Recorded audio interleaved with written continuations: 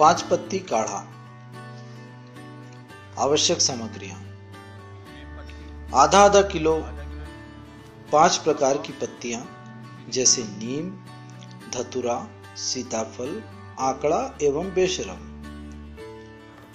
पानी 10 से 12 लीटर, गौमूत्र 5 लीटर, महुआ 1 किलो। सर्वप्रथम इकट्ठा की गई 5 प्रकार की आधा किलो पत्तियां अर्थात कुल 2.5 किलो पत्तियों को लेकर इसे बारीक कर लेते हैं। अब इन बारीक कुटी हुई पत्तियों एवं 1 किलो महुआ को एक मटके या प्लास्टिक ड्रम में लेकर इसे 5 रोज तक 5 लीटर गोमूत्र एवं 10 से 12 लीटर पानी में गलाकर 5 दिनों के लिए रख देते हैं। 5 रोज के पश्चात संपूर्ण मिश्रण को धीमी आंच पर रखकर इतना उबालते हैं कि संपूर्ण मिश्रण आधा हो जाए। इस मिश्रण को ठंडा करके इसे सूती कपड़े से छान लेते हैं एवं भंडारण हेतु रख लेते हैं।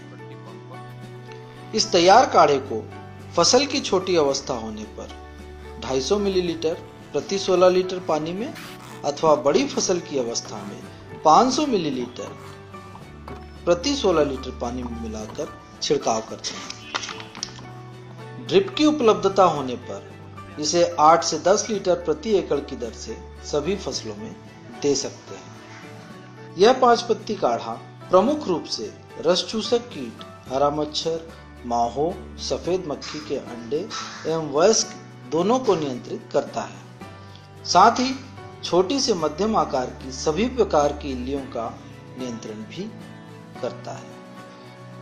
इसे जमीन के माध्यम से देने पर सफेद लट या नेवरिया या भोदला या अन्य जमीनी कीड़ों का नियंत्रण हो जाता है।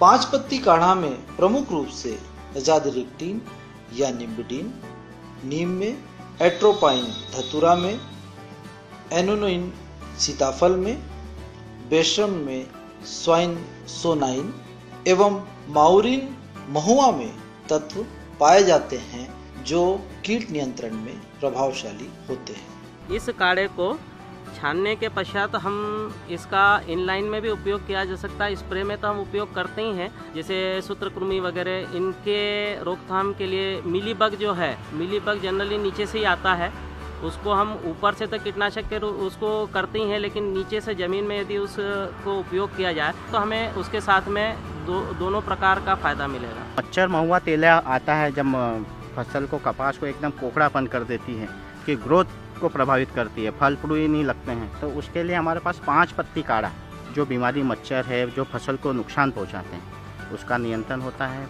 वो बीमारी दूर होती है। और साथ ही जो हमारा स्प्रे बनाते हैं 5 पत्ती काढ़ा, उससे हमारे शत्रु कीट खत्म हो जाते हैं और मित्र कीट की रक्षा होती है। बीटी ज़्यादा अच्छा नहीं है सर, उसमें उनसे पूछो को खर्चा क्या है तुम्हारा। अपना कोई खर्चा नहीं, अपना सब घर में दवाई है। ये अपन 4-5 झाड़ की पत्ती लाते हैं, उसको 200 लीटर ड्रम के पानी में, पेशाब में और पानी में गड़ा देते हैं 15-20 दिन तक, फिर उठा के मार देते हैं। गड़ाते ही रहते हैं। एक ड्रम ले लिया तो फिर दूसरा उठाया, फिर दूसरे में डाल दिया, फिर दूसरा ले लिया। इसका छिड़काव में शुरू से फसल छोटी रहती है तो 10 रोज से 12 रोज का बीच में स्प्रे करता हूँ।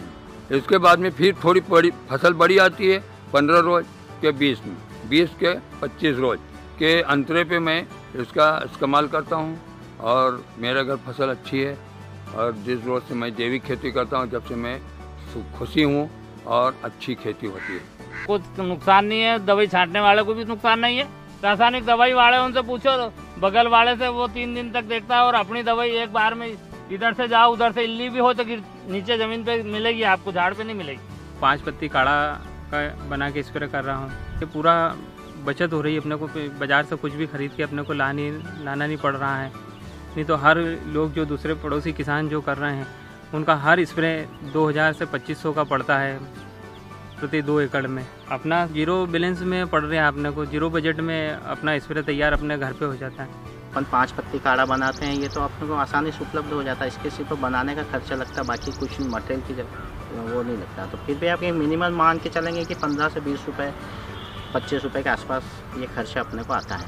100 रुपये से 150 रुपये तक प्रति पंप की कास्ट आ जाती है जो रासायनिक खेती कर रहे हैं किसान।